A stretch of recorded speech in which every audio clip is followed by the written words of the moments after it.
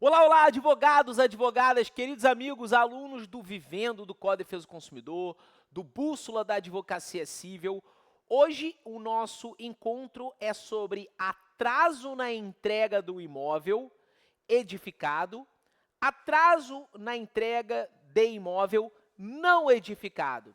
Você que está estudando comigo aqui no Vivendo, no Bússola, o nosso objetivo sempre é trabalhar o âmbito prático contigo, trazendo aqui um caso para maior clareza no seu cotidiano na advocacia. Esse é meu objetivo como coordenador, mentor de vocês no acesso vitalício, no Bússola, no Vivendo, no kit de peças em que você lá tem uma peça específica sobre atraso na entrega do imóvel. Mas antes de eu começar a trabalhar o caso com vocês, a gente tem que entender a distinção que foi feita pelo STJ no informativo de número 806. E ainda é fundamental a gente relembrar o tema que foi decidido, tá? De número tema 996. Então a gente vai aqui passar para o nosso material, tá? Ó, em caso de descumprimento do prazo para a entrega do imóvel, o prejuízo do comprador é presumido. Então, a gente tem um prejuízo aí presumido do comprador. A ensejar o pagamento de indenização na forma de aluguel mensal, conforme o tema 996. A gente vai falar de uma indenização que pode ser discutida, a gente vai ver isso. Uma reparação de um dano material, seja um dano emergente, ou seja, a perda no patrimônio já existente, seja de lucro cessante, aquilo que se deixou de ganhar. Mas também podemos falar de um dano de natureza extrapatrimonial, ok? Pois o dano de natureza extrapatrimonial, ele ao invés de ser reparado, ele é compensado. Por exemplo, um dano existencial pelo um desvio produtivo, um dano moral pela violação de um dos direitos da personalidade da parte. Então, a gente vai trabalhar esse assunto aqui. Agora, imagina a seguinte situação.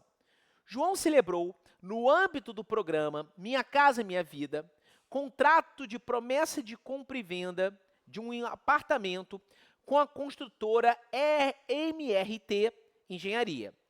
Vale ressaltar que João estava na faixa 3 do programa. A cláusula 5ª do pacto previa que a construtora entregaria o apartamento no dia 31/3/2012, podendo prorrogar a entrega até dia 30/9/2012, prazo esse de tolerância de 180 dias.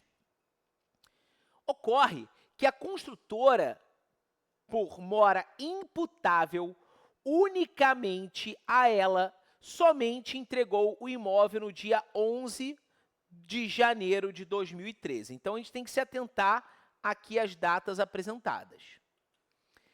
Neste caso, em que a construtora descumpriu o prazo, o adquirente terá direito de ser recompensado? O cliente chegou no seu escritório e falou, doutor, eu tenho direito de ser recompensado por esse atraso?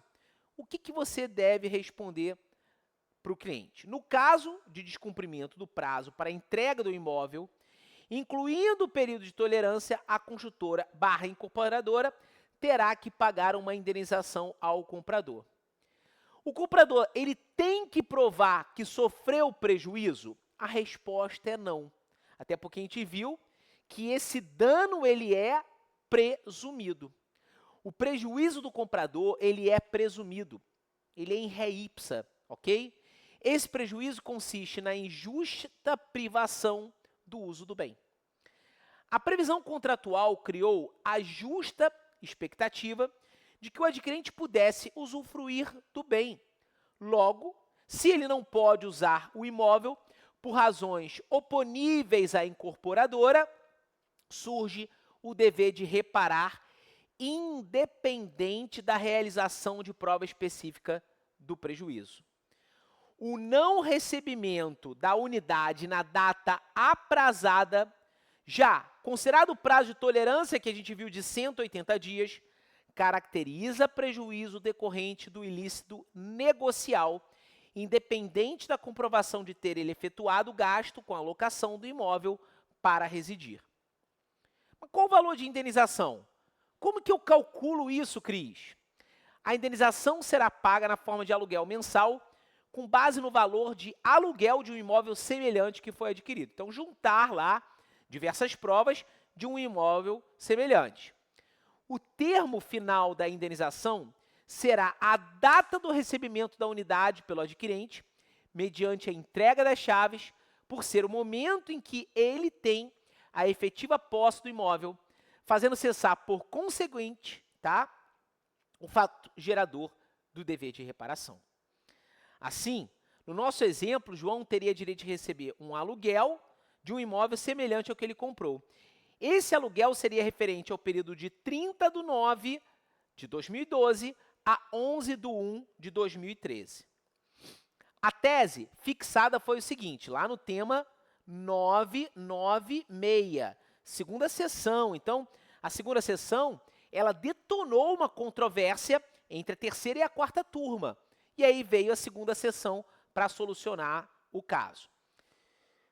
Em contrato de promessa de compra e venda de imóvel na planta, no âmbito do programa Minha Casa e Minha Vida, para os beneficiários da faixa de renda 1, 5, 2 e 3, no caso de descumprimento do prazo para a entrega do imóvel, incluindo o período de tolerância, o prejuízo do comprador ele é presumido. Consiste na injusta privação do uso do bem, a ensejar pagamento de indenizabilidade na forma de aluguel mensal, e aí é um dano material, com base no valor locatício de imóvel semelhante, com termo final, na data da disponibilização da posse direta ao adquirente da unidade autônoma. E aí, informativo 657, tema 996. Mas a gente vai falar do informativo 806, mas eu não tinha como passar sobre essa questão sem mencionar o tema 996. E se houver, olha aí a pergunta, tá? E se houver uma cláusula penal? Você que é meu aluno do Bússola, do curso de Direito Civil, o que é uma cláusula penal? Cláusula penal é a média aritmética de antecipação de perdas e danos.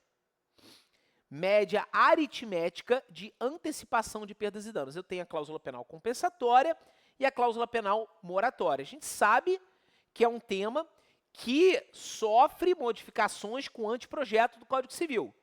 E você que é aluno do vitalício vai ter toda a parte de atualização. Você tem atualização sem parar, né? O Vivendo, o Bússola, o Direito Imobiliário, são cursos que você encontra lá na minha bio, no Instagram, no Cristiano Sobral. São cursos que você encontra em diversos, né? De repente, você está assistindo essa aula e tem um link aparecendo para você no canal do YouTube ou aqui dentro do próprio Vivendo, que fazem realmente abundância financeira na sua advocacia. Os cursos são 100% práticos, com modelos de peças, com tudo. Então, o que é a cláusula penal? A cláusula penal é essa média aritmética de antecipação de perdas e danos. Então, e se houver a cláusula penal no contrato prevendo multa para a incorporadora em valor equivalente ao aluguel? Neste caso, será possível cumular a indenização acima explicada com a cláusula penal moratória? Porque eu falei, tem a mora, o atraso aí. Eu tenho dois tipos de cláusula penal, a moratória e a compensatória. Não é o momento hoje da gente ficar batendo item por item. É o momento de eu trazer esse caso que vai chegar no seu escritório de advocacia. Tá? Em nosso exemplo, será possível condenar a construtora ao pagamento da multa contratual e mais indenização mencionada lá no RESP 17.29.593, para não ficar falando 1 milhão e cacetada, de São Paulo? Não. Como a cláusula penal moratória já serve para indenizar / ressarcir os prejuízos que a parte sofreu, não se pode falar de cumulação com indenização mencionada na tese fixada no RESP 17.29.593, que também consiste em uma forma de ressarcimento. deve ser compatibilizado o tema 996, que eu expliquei, com a tese fixada no tema 970, que podemos ver aqui abaixo. A cláusula penal moratória tem a finalidade de indenizar pelo adimplemento tardio. O cara cumpre, mas cumpre tardiamente da obrigação e em regra estabelecida em valor equivalente ao locativo. Afasta-se a sua acumulação com lucro cessante, ou seja, aquilo que a pessoa deixou de ganhar. Segunda seção, RESP 1498, 484, tema 970, informativo 651, relatoria Salomão. Agora imagine uma situação hipotética. João adquiriu da empresa Alfa Empreendimentos Imobiliários Limitada 4 lotes não edificados de terreno do loteamento Jardim São Paulo, sem quaisquer benfeitorias, ok? Implementadas. A construtora não cumpriu o cronograma de implementação das obras de infraestrutura da área, ou seja, não entregou o loteamento no prazo combinado. Diante disso, João foi lá e ajuizou uma ação de rescisão contratual pedindo restituição dos valores pagos e indenização por danos morais e materiais, no caso, lucro cessante. E aí? O juiz julgou os pedidos parcialmente procedentes e condenou a empresa a pagar ao autor indenizabilidade por lucros cessantes, aquilo que se deixou de ganhar, no valor correspondente a 0,5 do valor de cada lote atualizado, desde a data que estes deveriam ser entregues, ou seja, 1º de março de 2011, até a rescisão contratual devidamente corrigido monetariamente e com a incidência de juros a partir da citação. Explicando melhor, o juiz falou que desde o dia 1º de março de 2011, João poderia estar alugando os lotes. Com base no parecer de um corretor de imóveis, ele calculou que cada lote está valendo 200 mil. Alugando cada lote por 0,5% do valor venal, ele poderia estar obtendo R$1.000 por mês. O magistrado, então, calculou os meses de atraso e chegou ao valor devido a título de lucro cessante. A sentença ela foi mantida pelo Tribunal de Justiça. A inconformada, a construtora interpôs recurso especial. Argumentou que o autor não comprovou ter sofrido danos materiais e, em razão do atraso na entrega das obras, considerando que os terrenos, no estado em que se encontram na ocasião da venda, só gerariam despesas, tais como a limpeza, pagamentos de impostos e taxas inerentes à propriedade. Por isso, defendeu que não era cabível a fixação de lucros cessantes presumidos, sob pena de enriquecimento sem causa. Ok? O STJ, ele concordou com os argumentos da construtora? Bom, olha lá. Realmente, a jurisprudência da segunda seção do STJ, firmada pelo tema 996, é de quê? Vamos lá, fixar isso aqui. No caso de descumprimento do prazo para a entrega do imóvel, incluído período de tolerância, o prejuízo do comprador ele é presumido.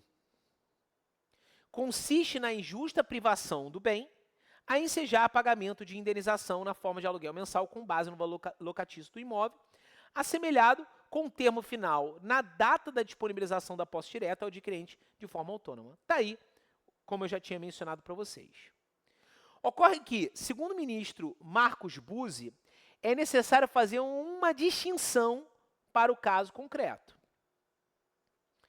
Quando o atraso se dá na entrega do imóvel edificado, exemplo, um edifício com unidades autônomas, é possível vislumbrar de antemão, independente da destinação do bem, residencial ou comercial, que a injusta privação do seu uso enseja o pagamento de lucro cessante. Pois, seja para moradia própria, seja para fixação do estabelecimento comercial ou oferimento de renda advinda de locação do bem, a utilização de parâmetro afeto a aluguel mensal do imóvel assemelhado mostra-se adequada à realidade atinente à qualidade do bem, pois o imóvel edificado ele está apto a servir a tais propósitos. Em outras palavras, em se tratando de imóvel edificado, aplica-se o tema 996, ok? Por outro lado, quando o atraso se dá na entrega de um imóvel não edificado, exemplo, um loteamento com lotes não edificados, não é possível afirmar que necessariamente haverá lucro cessante. Em caso de atraso na entrega das obras de infraestrutura, terreno, lote não edificado, via regra, é inviável o plano de consignar a existência de lucro cessante por mera presunção, sendo necessária a prova, nas palavras do ministro Marcos Buzzi. E aí segue aqui, ó. A despeito de ocorrer possibilidade de, eventualmente, em casos específicos, existir lucro cessante decorrente do atraso na entrega das obras de infraestrutura, de terreno, lote, não edificado, via de regra, é inviável de plano consignar tal encargo por presunção de prejuízo para toda e qualquer hipótese envolvendo referidos bens, de modo a fazer incidir ante a injusta privação do seu uso o pagamento de indenização prontamente estabelecida na forma de aluguel mensal com base em valor locatício de imóvel assemelhado. Para que se analise que se são devidos ou não lucros cessantes, neste caso é imprescindível averiguar a finalidade do negócio, a destinação e a qualidade do bem. É importante lembrar que o STJ tem entendimento pacífico no sentido de que, em se tratando de imóvel não edificado, eventual inadimplência do comprador não enseja pagamento de taxa de fruição, justamente em razão de se tratar terreno sem indicação, ante o princípio de não ter sido utilizado para qualquer fim. E segue, gente, porque são muitos detalhes nessa situação. Desse modo, no caso concreto, atraso na entrega de lote terreno não edificado deve ser feito uma distinção em relação ao entendimento sedimentado ao recurso repetitivo acima, ok? Vale lembrar que os lucros cessantes representam aquilo que o credor razoavelmente deixou de lucrar. E eu trago os fundamentos legais para você aí. Ora, caso o terreno servisse ao propósito de edificação futura, para implementação de moradia ou negócio, é certo que tal não se daria imediatamente, mesmo que os lotes tenham sido adquiridos por João para especulação imobiliária. O acréscimo patrimonial não se verificaria de plano imediatamente, constituindo mera expectativa de futuro ganho. Por tais razões, ainda que tenha havido descumprimento contratual decorrente do atraso na entrega do imóvel não edificado, os lucros cessantes não são passíveis de presunção, devendo ser devidamente demonstrados e cotejados para representar aquilo que o adquirente efetivamente deixou de lucrar, em virtude do prejuízo direto e imediato do comportamento do devedor. Afinal, o lucro cessante é imprescindível que se tenha certeza da vantagem perdida. Em suma, no caso de descumprimento contratual decorrente de atraso na entrega de imóvel, os lucros cessantes não são presumíveis, pois dependem da finalidade, destinação ou qualidade do bem, edificado ou não, bem como a demonstração do prejuízo do adquirente. Informativo 806, julgado de abril de 2024. Então, tema recente para você analisar e visualizar no seu escritório de advocacia, antes mesmo que você grave um criativo para um tráfego pago, respeitando o provimento 205 da OAB. Se você vai fazer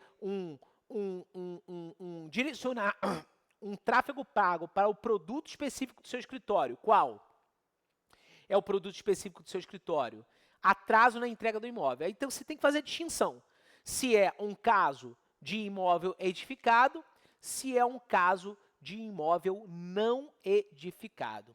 E aí, como visto, informativo 806, tem que ficar demonstrado o prejuízo do adquirente. Tá bom? Beleza, galera? A gente se encontra em outro encontro aqui do nosso curso.